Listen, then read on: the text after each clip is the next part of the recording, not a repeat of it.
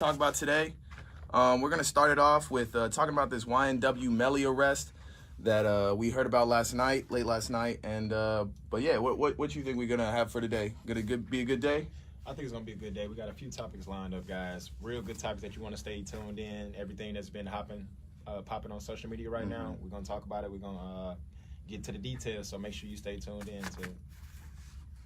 All right, so let's get started. All right, so we got this rising Florida rap star YNW Melly.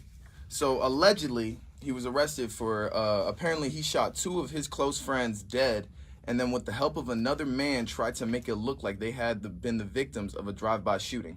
This is what Miramar police said on Wednesday, which was yesterday.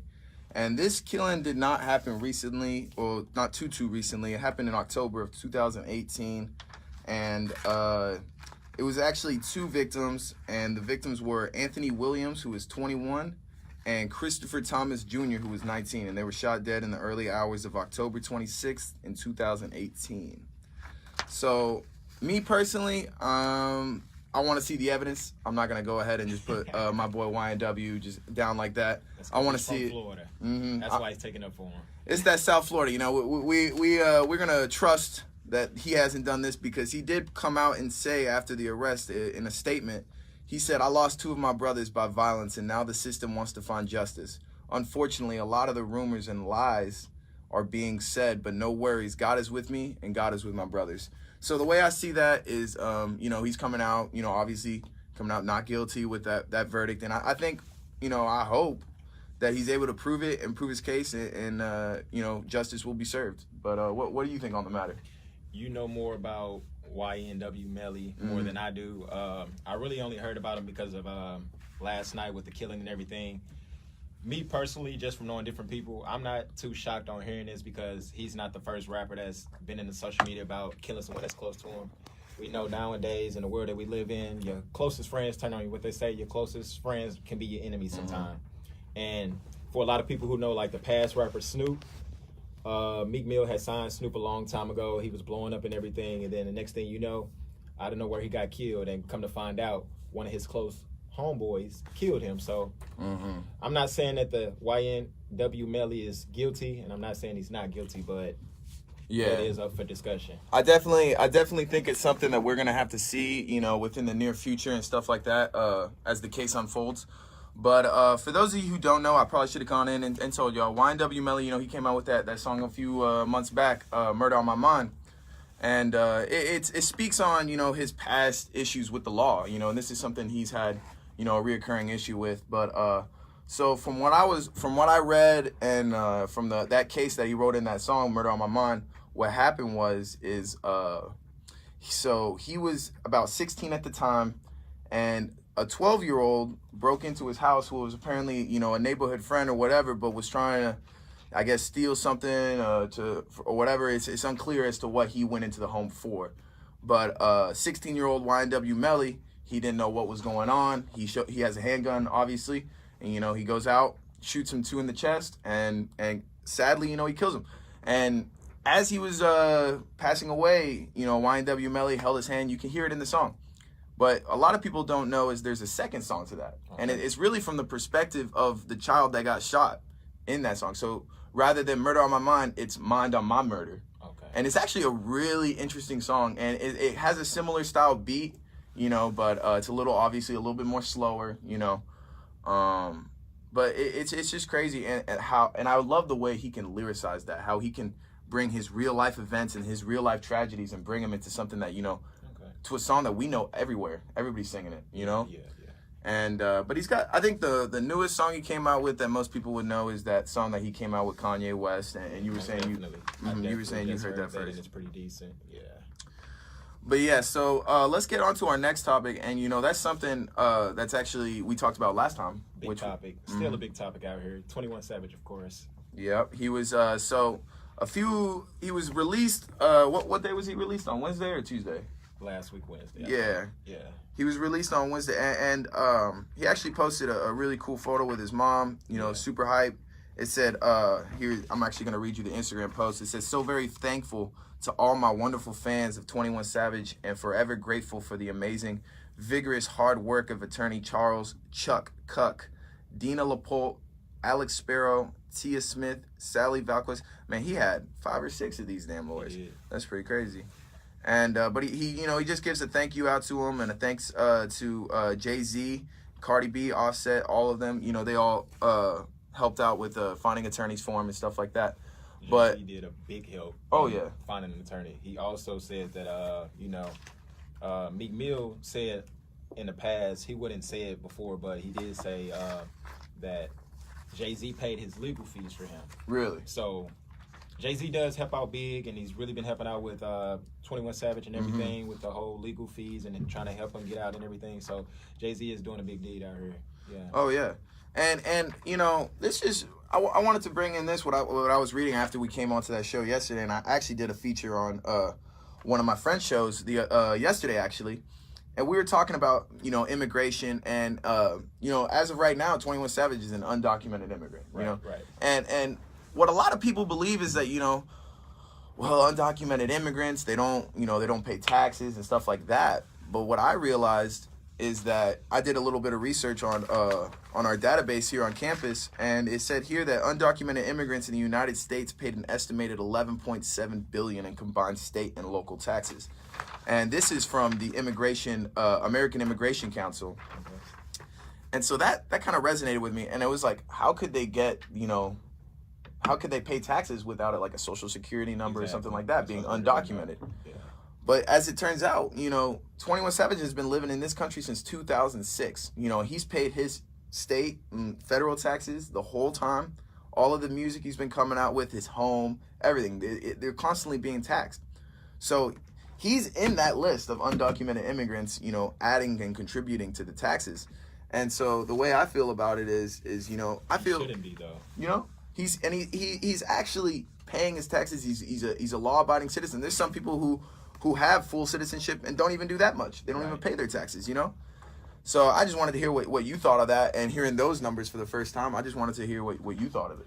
Pretty much, I feel like 21 Savage, he's doing what he needs to do, and let's be real, they're out to get him because I don't feel like he's breaking any laws. He's not doing anything wrong, and like we said last week, how are you a celebrity in this world? You're on TV every other day, your music is popping, everybody knows you, but all of a sudden, now they want to come get you like they didn't know you were over here. You've been over here for a long time. I think since 2006 he's been living here. Yeah. No, he came here in 2005, but his visa, the way I read it, his visa went out in 2006. Okay, visa expired in 2006, but he's been living here since 2005. But he's been an undocumented immigrant in this country since 2006. Okay. And so, and I was asking you last week. I was like, how can someone that's been here illegally since 2006, how do they just find that out now? Is that a new realization? But what I read today, and these are new details that actually came up, this just was posted, an hour ago. And it said 21 Savage's recent ICE arrest and detainment was reportedly a decision that had been made months ago by the Atlanta Bureau of Federal Agency. And that was something that we hadn't known. We thought it was kind of new and stuff, but the timing is what really gets me. Right. What made them wait so long? ICE want to even arrest him in this specific time? Right. But then we realized, oh wait, he did just drop that a lot song 3 days prior, and he actually came out and talked on immigration and stuff like that, and how he rejected the way that the people were being treated below the southern border. Right. And so, and I think that's a correlation as to why he got arrested. But what do you think on the matter? Like I said before, I think in a way 21 Savage knew that bad things were coming his way because, like we said last week, a lot of people, I even brought it up to one of my homeboys that in one of the songs, in a lot, he said, don't want to leave my kids at the border. A lot of people missed that part in the song. He said, don't want to leave my kids at the border. And the song a lot, if you've seen the video is pretty like sad, and it's like, saying how he came from nothing to something else, so he don't want to go back to where he was. And I feel where he's coming from. He's not doing anything bad here. He's a celebrity here. He's actually not in the news for anything bad. We love 21 Savage. He hasn't done anything bad. He's only been in the news right now because of what's going on. But yeah, I just feel like he knew everything was coming his way. That's why he dropped this album. Because if you're a real 21 Savage fan, you knew he pushed the album back a couple of months. Oh yeah. So I was wondering, why is he pushing it back? He kept telling everybody he was going to drop, then he pushed it back. So he started he dropped the he dropped the album out of nowhere.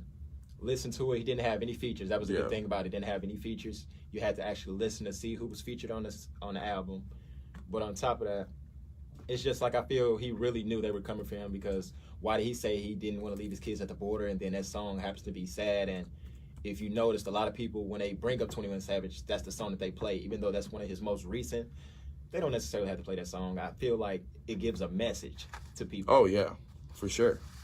And you know, the way I feel about it is I think if you're paying your taxes, you know, and you're doing what you need to be doing as an American citizen, I feel like, what's the issue? If you're not doing anything wrong, you're not breaking the law, you know, and he's actually contributing a lot more than a lot of Americans are today. Definitely. So he has, I want to say he has like 2 different brands that he has. Like, what is it? I want to say it's man, I can't. It's slipping my mind too. It's on the tip of my tongue. I'm trying to remember. Man, he has 2 like charities that he does. What does he do? What does he do? What does he do? What does he do? But you know, it's crazy because, you know, there's people that just aren't even paying their stuff right now. But 21 Savage actually launched a charity on Ellen, the Ellen DeGeneres show, to teach kids financial literacy and stuff like that in underprivileged neighborhoods where, you know, maybe the education system is not as good as it should be. Yeah. And but you know, he definitely does a lot for his community and a lot for the Atlanta area in general, you know. But let's get on to our next topic, because, you know, that's something I've actually been wanting to talk about a little bit, is this new Tory Lanez situation with Dax, you know. Big topic right and there. So, you know, I didn't hear the freestyle up until the point where I saw Tory Lanez roll up on Dax with like 6 other guys and like forcibly made this man apologize in the middle of the street. We gotta stop bullying as celebrities, guys. It's not cool. Don't get your cool points. Don't get your fans. But what's crazy is that the freestyle itself was actually pretty dope. And I kind of want to play a little snippet for you real quick. But it really started because, you know, he came out saying, Tory Lanez came out with a tweet, you know, I'm the best rapper alive, whatever, you know, nobody can even touch me right now. And so I'm going to play the little snippet of, let me just get this going here. So here. Let me get this ready for you so that way we can hear it. But what actually happened was Tory Lanez has called out, like, rappers to come out and say, I need to hear something. I need to hear something. What are y'all going to bring me? And so this was Dax's response to that. So let's just take a listen.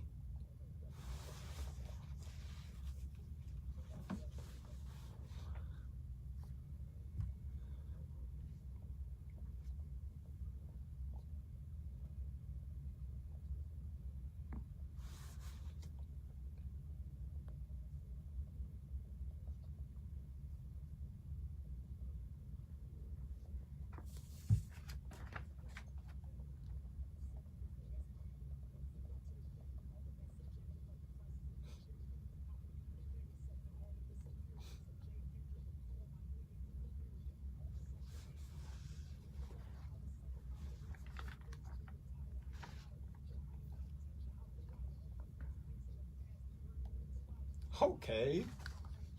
Whew. Man, that is just hard. I just can't even get over it. But, you know, the thing is I watched the interview with Dax after this whole event expired, and they were asking him, well, how do you feel about Tory Lanez now? You know, did you like Tory Lanez prior to listening to this?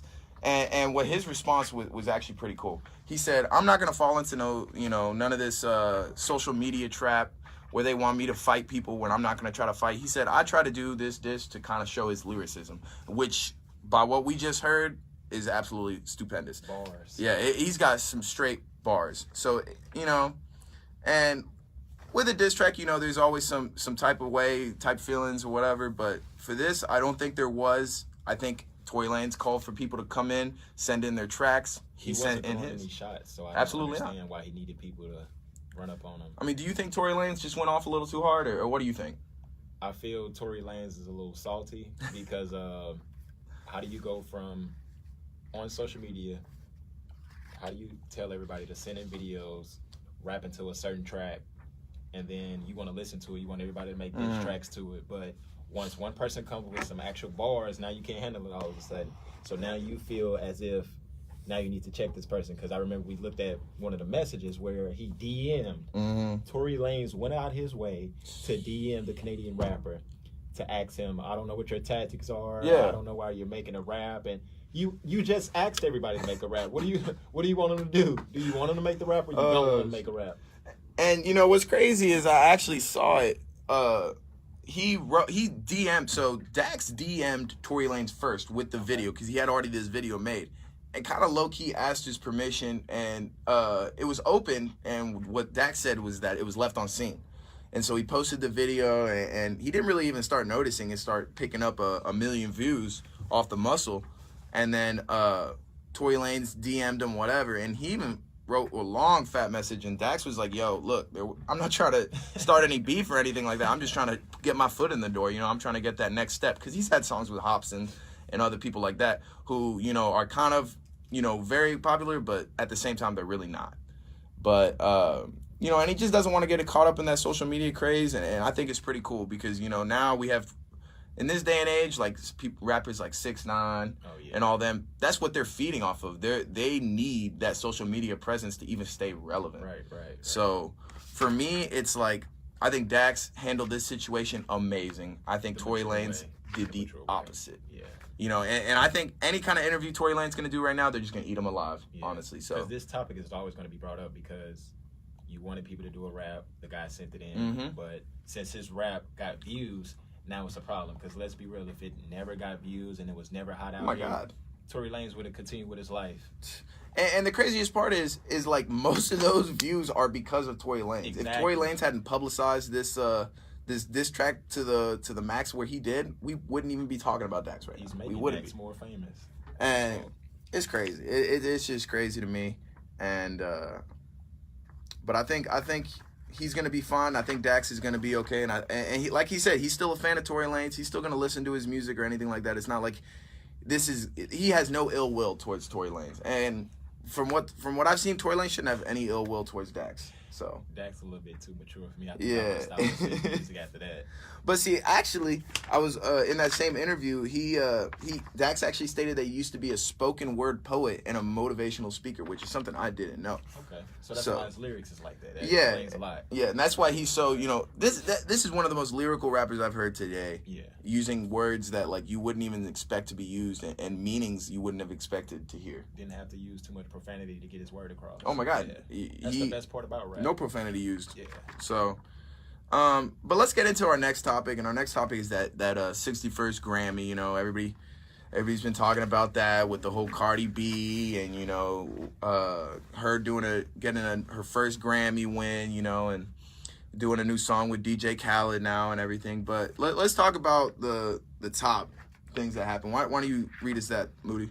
All right. So for the record of the year, that Childish Gambino, "This Is America." That was a powerful song, powerful video. Great video, yeah. Great video. I think a lot of people, that video actually started a lot of controversy for real because it got good backlash, you know, bad backlash and everything. Oh, yeah. So it was just like, I kind of knew that was going to be the record of the year because it was mostly played on the radio and it got a lot of topics out of it. So, oh, yeah. And this next one is the one that really, you know, low-key bothers me a little bit because I've never even heard of this album, much less listen to it on a regular basis. But it is that for album of the year was Golden Hour by Casey Musgraves. I mean, maybe I'm just, you know, out of the loop or something, but the only one. Man, I ain't never listened to no Golden Hour by Casey Musgraves. Never happened. Probably won't happen. No offense to those who like that person. Oh yeah, I mean, you know, and it's just, but album of the year is something that I feel like everybody should know, whether you listen to that music or not. You know what I'm saying? I agree with that. It needs to resonate with the community. And the way I feel about it is that award right there goes to show as to why this was the lowest rating they've had on a Grammy since ever. This is the lowest ratings they've had on any Grammy. And but let's get into that next. The song of the year, you know, same as the record of the year, was the "This Is America" by Childish Gambino. You know. And me personally, I love that song. You know, it's not something I listen to every day. You know, I'm not bumping to it in the car, but it's something that I know speaks meaning and something that's relevant to us now. And then the top artist, the new top artist was Dua Lipa, which, you know, some of us saw that coming, some of us didn't, you know. But there really wasn't anybody else, I feel like, that could have taken that spot other than her. And she's just come out with some new music lately, and something that's just been in the radio a lot recently, so we've been listening to that. But like I said before, this was the worst Grammy. Like, it's been the lowest ratings of a Grammy ever. And this actually just leads right into the way I feel like Drake came on and said. And a lot of people were just shocked in general that Drake was even there, you know, because he hadn't been to he hasn't attended a Grammy since 2013. That's just insane to me. That's a long time. But you were the one telling me about Drake. Why don't you let me know what he said and why you think he said it? We play an opinion-based sport, not as a factual-based sport. You've already won if you have people who are singing your songs word for word. Mm-hmm. If you're a hero in your hometown.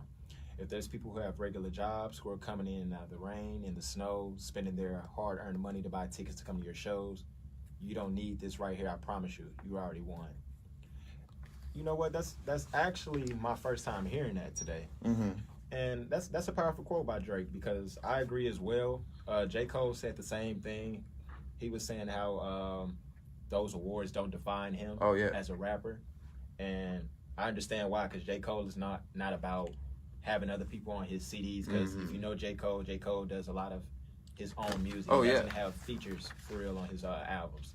So I see where he comes from with that, because a lot of people nowadays, if you feel you have a Grammy, then you feel you've done something big. Yes, you have done something big. We're not discrediting you from that. But that's not the only thing that matters. Some of the people that are actually better sometimes don't win these awards. That's what I'm saying. So they may feel, oh, I didn't do good. My album didn't sell. My album wasn't the best. I could have done better. No, see, that's not the case like, at all. for me, when I listen to that, and one of the most important things about this whole Drake thing is that right after he got to the point where you don't need this right here, I promise you, you already won, they cut him off.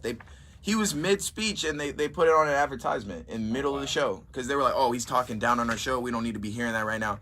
And I think that was absolutely a horrible idea on the Grammys' part in general.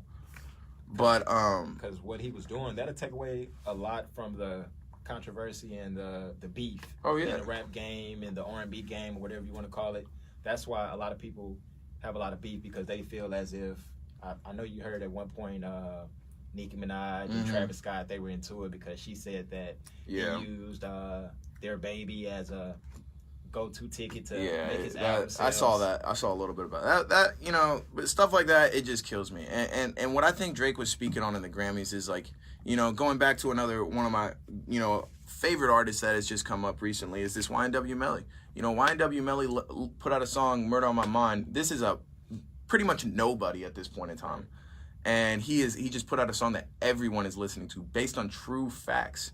And so the way I feel about it is, you know, if we were only watching the Grammys, we would never hear artists like YNW Melly. Yeah. We would never hear these underground artists who really don't make that mainstream, you know, show. And so I feel like Drake's absolutely right. You know, if you come from your hometown, I got a buddy who, you know, he's out in Fort Worth, you know, shout out to A Money, you know.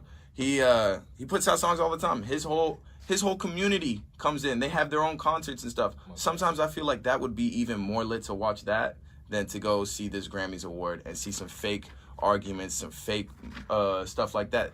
I'd rather go see someone from my hometown come out with some new fire music and just you know, vibe out. Because it is a lot of, like, it's not even celebrities out here, but it's a lot of SoundCloud. That's where a lot of people who are getting their music started. They go to SoundCloud and post on there. I'm big on SoundCloud, of course, because it's free, you know. Yeah. I'm big on SoundCloud, but I support anybody with good music. You don't have to be a celebrity for me to support you. If you have a meaning or a good sound to it, anybody who knows me know I'm quick to go to SoundCloud, follow you, play it in my car, and I will let other people listen to it. It's not about the sales, it's not about the streams, it's about who knows your music. And it really, you know, just puts it into the reason I like to listen to, you know, rappers that sometimes, you know, aren't that top person. They're not at the Lil Wayne, they're not the new Kendrick, the new Kanye, but they're gonna be speaking real talk. You know, sometimes they're speaking, you know, you don't even know what. It's straight mumble rap. But sometimes, you know, they got some real cool stuff on there. I love to listen to new rappers that just are hungry to win, you know, hungry to get their foot in the door. You know, they don't want that money. They just want you to listen to them, you know? Yeah. And and let's get on to but that leads us into Cardi. Cardi, she's a new rapper now. Cardi She B. she came from she used to be a stripper, and she what I think is the coolest part about Cardi. People say all that shit about Cardi. Cardi don't give a crap Don't care what anybody thinks. She went to the Porn Awards. What artist is gonna go to the Porn Awards and do a concert? Cardi B. Only Cardi B. Who is gonna drive home and Snapchat that they have their pants pulled down to their kneecaps because they got a wedgie? Cardi B. Only Cardi B. That's what I'm saying. This is the Cardi. She is literally like my spirit animal. That's what I feel like. She is hilarious. I love half the stuff she does. Always a good vibe with her. But she just came out with this the I Like It with Bad Bunny and J Balvin. She's getting that Hispanic movement in because she's Puerto Rican, so also Hispanic here, TDM. So we got to give a shout out to all those Hispanics out there making it. Love to see it. And but what I thought was really cool too is after she won, apparently Mac Miller's family had came out and said if Mac Miller can't win, I would like Cardi to win because I guess they like Cardi's music and she's a new and upcoming artist and stuff. So once she did win it, she said that she won it for her and Mac. And so I thought that was real cool. I don't know any songs off the top of my head that they did together, but I thought that was really cool. They have done any songs together, but I know she did say she listened to his music before, and I read up on that too. So I'm kind of glad that she did win because that's big for her and his family as well. Oh yeah. And I just think it was really cool. And she also announced a new collaboration with DJ Khaled. #305, we're getting it going. And what I thought was real cool, or not so cool and not so interesting about the Grammys is they failed to mention XXXTentacion. That's who I wanted to see. I wanted to see maybe like some sort of just honoring him and his life because he passed away in 2018. I feel like he's still coming out with his posthumous albums and stuff like that. So I think it's pretty cool, and I think he should have had a little mention in that, Okay. But now that we were just talking about Cardi B, let's go right into Nicki Minaj and this BET situation. Should I get in that, or you should get it? Yeah, I think you should get about this. Let's hear your opinion on this. So I don't know if a lot of you heard, but BET, their Twitter, they tweeted Cardi B winning the album of the year, and they said that Nicki was getting dragged by her lace front. Come on, people. It's the BET, Black Entertainment. We got to do better. Why do you have to even stoop that low? If Cardi B won, let her have that moment. You don't have to drag down the next person because Cardi B won and y'all know Cardi and Nicki had a beef. We have to stop that. That's what we were just talking about with the whole beef in the industry, and that's why I'm glad that Drake said, it's not about the Grammys. It's about who's playing the music and who listens to your music. It's not about any of that. So...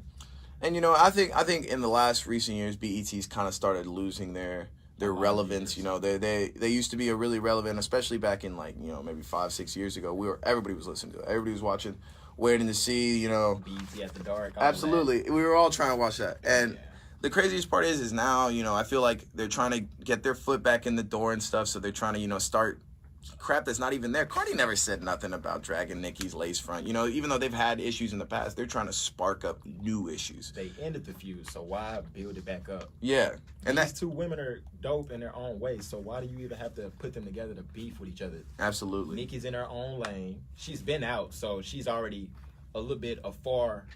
I'm not going to say too far ahead, but she's a little bit up there above Cardi. Yeah. But Cardi is definitely doing her thing, and last year was her year, and I can say that Cardi has been doing her thing nonstop, from the features to the music to the videos. Oh, so yeah. It doesn't even have to be any controversy like that. And the way I feel about it, Cardi, even though Nicki's been out in the game a little more, Cardi's still doing her thing. She's got that Hispanic, vibe going. Yeah. And the music's not alike. They're not coming out with the same music or anything like that. So I don't see why this issue should even be arisen. But after the tweet was done, Nicki felt some type of way. So she actually texted Lil Wayne, who was a big, into Young Money and stuff like that. So, but the entire Young Money, every artist that's part of Young Money, including Lil Wayne and Nicki Minaj, pulled out of performing on the BET Awards. And which is actually saying something because I don't believe she is the first artist to pull out. I'm slipping my mind with the other artists that have pulled out, but I don't blame her. I think that's a good thing to do because she hasn't said anything about Cardi in a while. Nikki has been doing her own thing on social media with the performances and, you know, with her new boyfriend or whatever. It's like Nikki's in her own lane. She's worried about her own life. So why are you even trying to start some stuff up? So, yeah. And that's exactly how I feel. You know, she's not trying to do any extra shit, like, or any extra stuff or anything like that. So, you know, and that's not what she wants. She's not wanting to start up beefs like that. So she just, you know, took herself out of the way, you know, and did her own thing. Yeah. But so we're gonna head on out of here. It was we're gonna be back here next week, Thursday. Leaning in the evening with TDM and Moody. So we'll see y'all later. All right. Start on a mission. Yeah. Little slip there. Yeah. Little slip Gotta there. Be careful, man. Okay. Can't have the slips, buddy. You gotta think about it. Take your time. That's what happens when you start rushing and getting a little too comfortable. So